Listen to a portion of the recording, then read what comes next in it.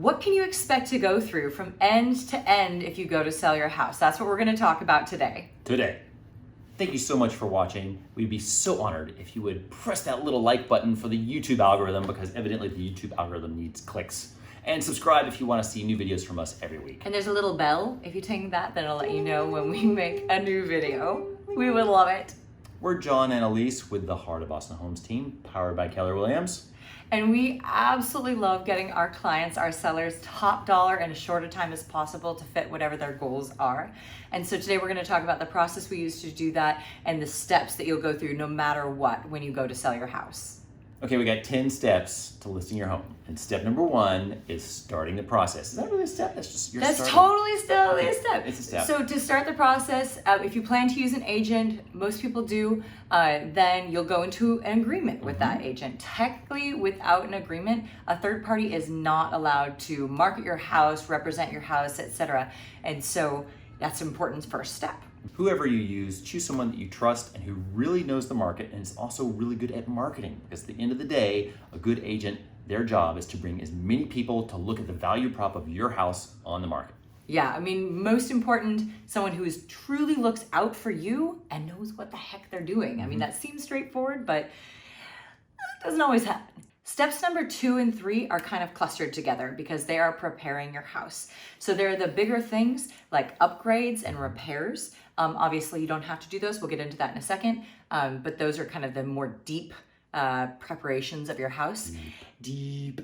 And then there's the more superficial stuff, which is step 3, which is deep cleaning and making sure it's staged as well as possible given the circumstances. So let's get into step 2, upgrades and repairs. So not all upgrades and repairs are absolutely necessary. A lot of people think like, oh, well, let me just like redo everything in the house so that I can get the best price. Well, sometimes those costs will cost you more than you'll get back. Yeah, so, most times a lot of upgrades will cost you more than you'll get back in the price. There have actually been studies done across the United States and across markets to show what percentage of the price of an upgrade you were likely to get out of it. And it's actually relatively few.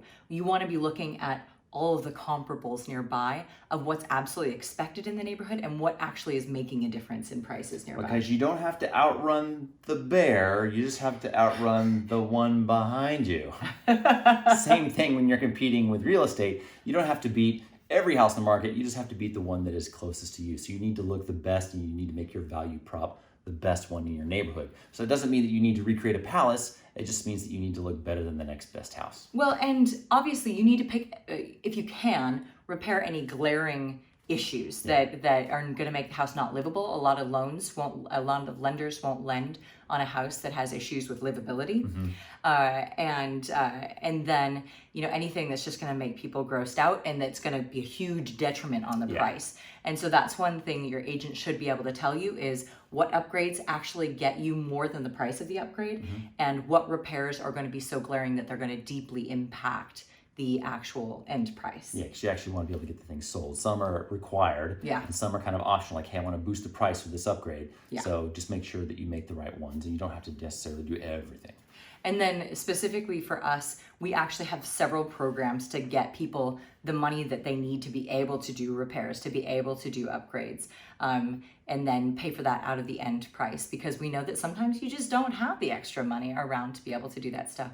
And what matters to us is that you net the most out of the house possible, because we know that in general that's what matters to sellers, and we actually care that you get what you want. Yeah, so it's almost kind of like we help you manage your own flip instead of selling to an investor who will manage the flip. Yeah, and we, obviously we and another agent can sell it exactly like it is, and so it's just knowing what line to walk there for repairs and upgrades. And just what works for your particular situation. Step 3 is cleaning and staging and doing all the happy shiny bits at the end.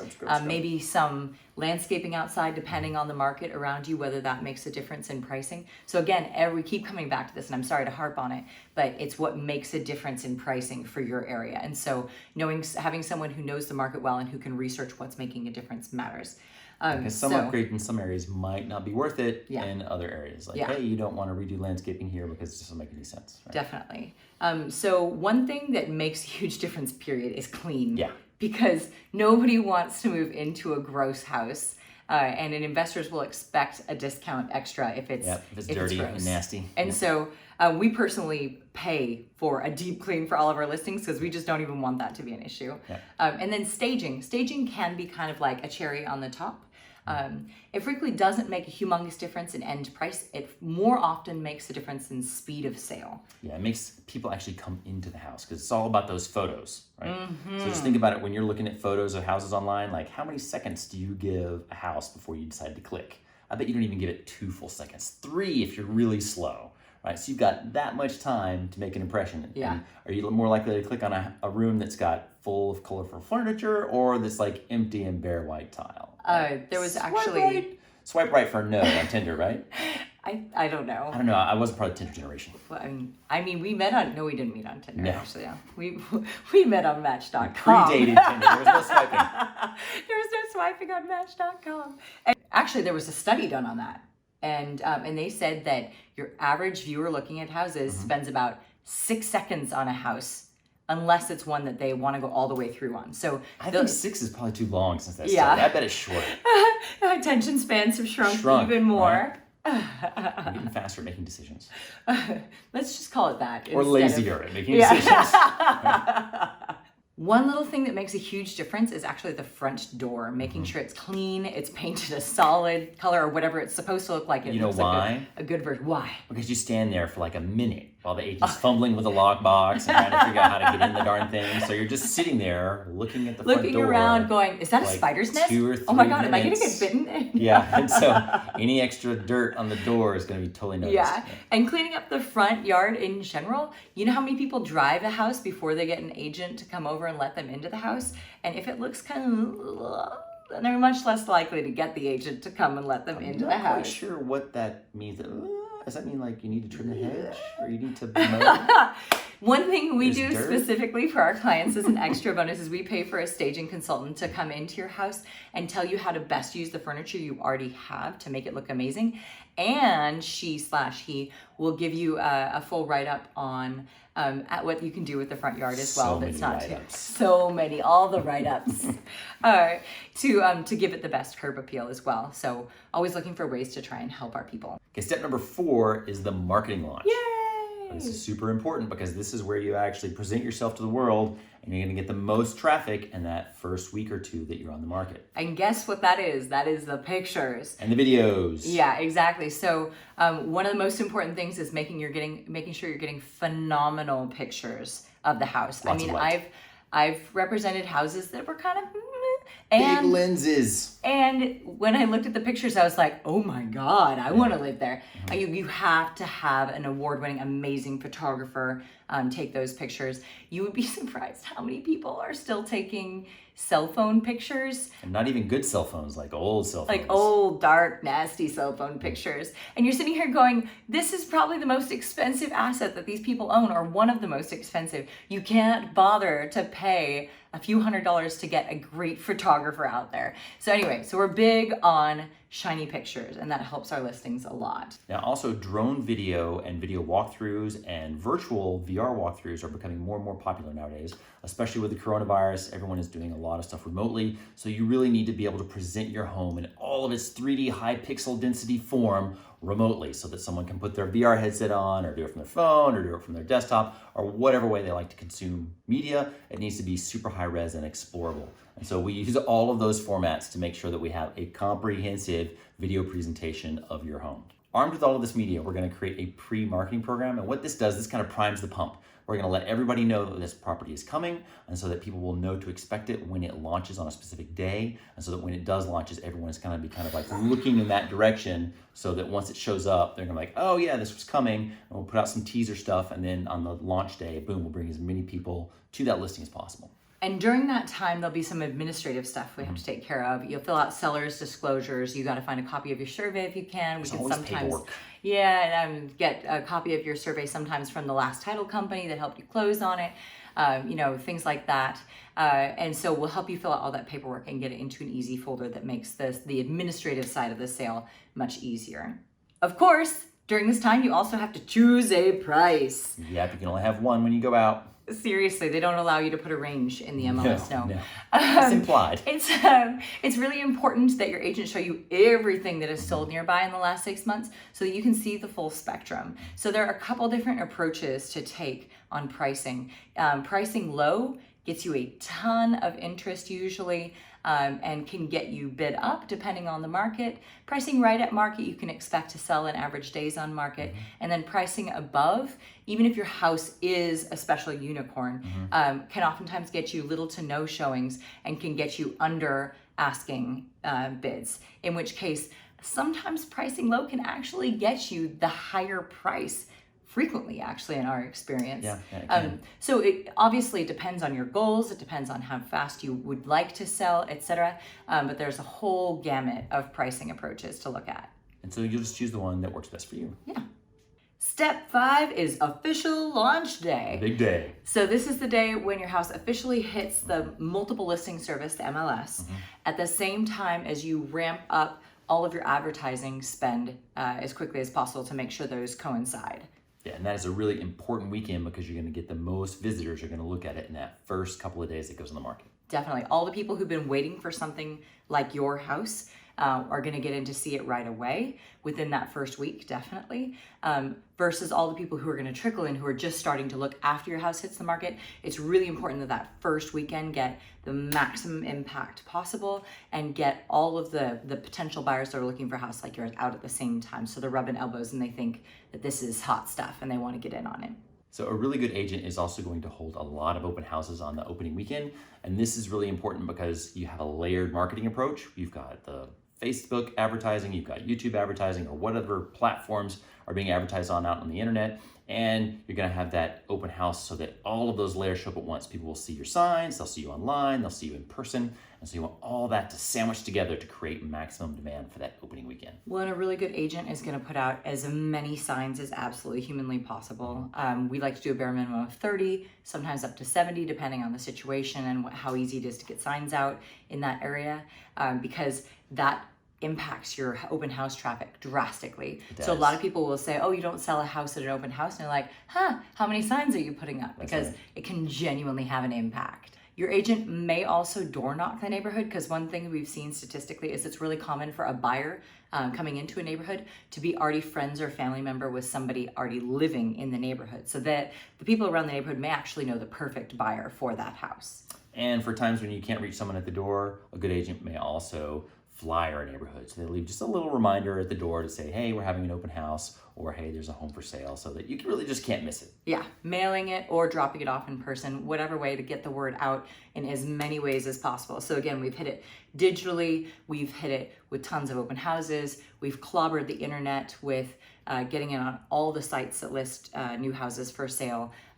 door knocking, flyers, absolutely every way possible to get the word out there. Okay, number 6 is ongoing marketing. So let's say at the end of that first weekend, if you're not juggling multiple offers or at least one, then now you're going to go into kind of like the ongoing phase. And so every week you'll want to know, well, hey, what happened this week? What's different? So you're going to continue marketing that property and then watching how the market is responding to your particular listing. Exactly. Because, what buyers are actually buying, what they're saying about the house, what feedback you're getting about the house. Yeah, so you want to see where you fall compared to everyone else. Did buyers buy something else? Did they buy something at a higher price point, at a lower price point? Which of your competitors are moving and you're not? So that helps you decide what you need to do next.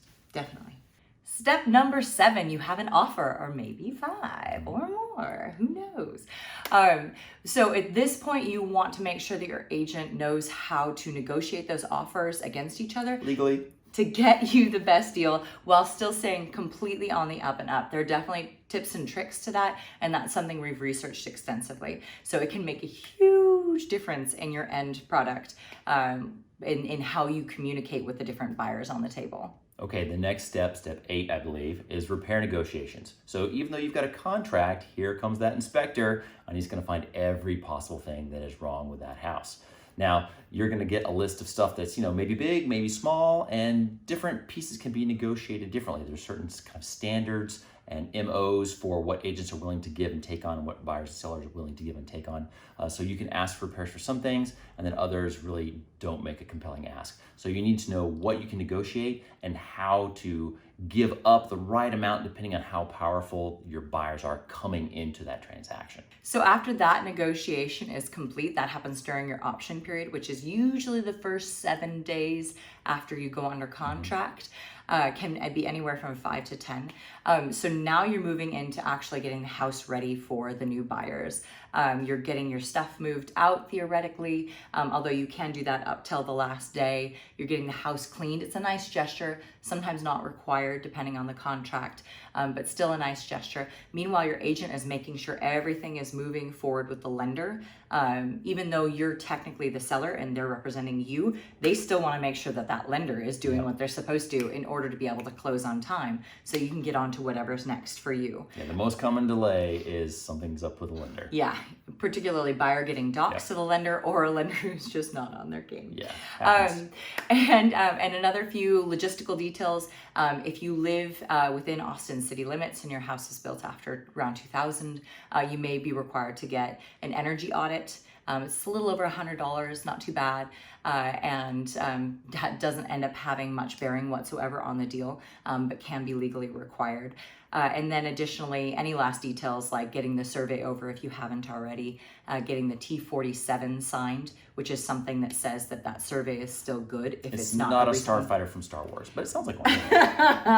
That would be a little more fun than something Oh, you get no, notarized. not that notarized type by- of T47.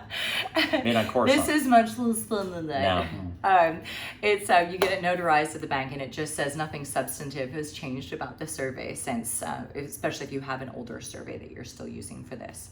Okay, we're almost done. Step number 9 is closing. And so at this point, there's actually not as much to do. You're worried about getting your stuff moved, and we're like taking care of all the details, coordinating with title, and making sure that everything is going to land on that magic closing day. And so on the day, you're going to show up at title. Well, if it's not COVID related, you may do this remotely or find some metaphor for doing that. Or in somebody's front yard. But there's going to be a title event where you're going to show up and you're going to sign a bunch of paperwork that says, like, yes, you're selling the house, you're titling it over to the other party, and then all funds will be deposited in escrow. And then the keys are only handed over, generally, once everything has fully funded and cleared. So that means that once the lender has put all the money in the escrow account, that means the keys can then go to the buyer. And then once the money's there, that means you can get it. A couple of things that are important about closing. You will be required, period, to bring your ID.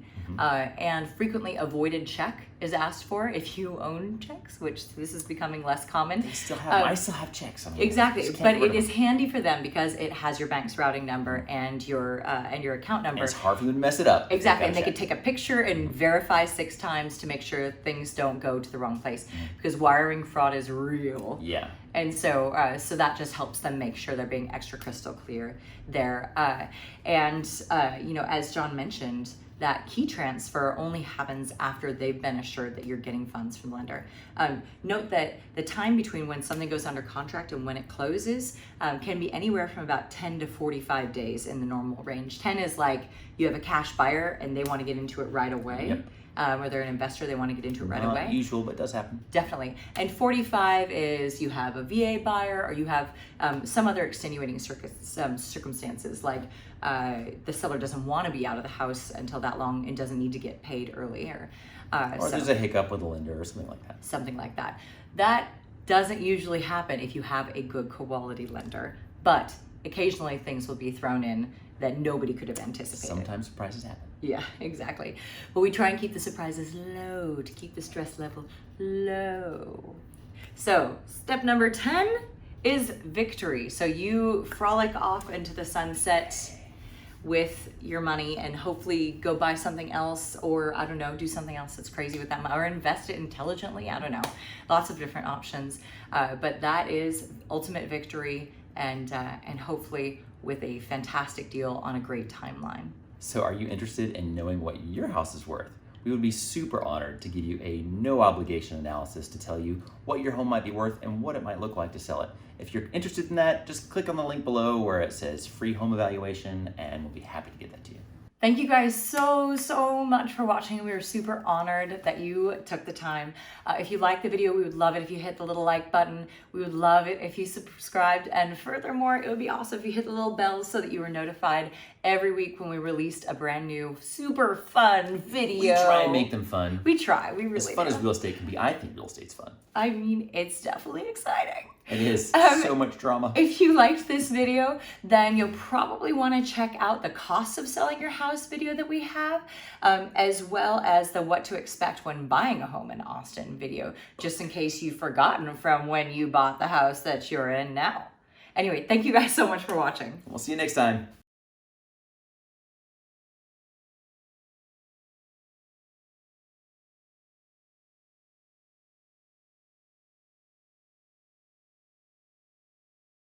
We got 8 steps. 10. We got 10 steps. So why don't you say we got 8 steps? Step number 1. I mean 10. We got 10 steps.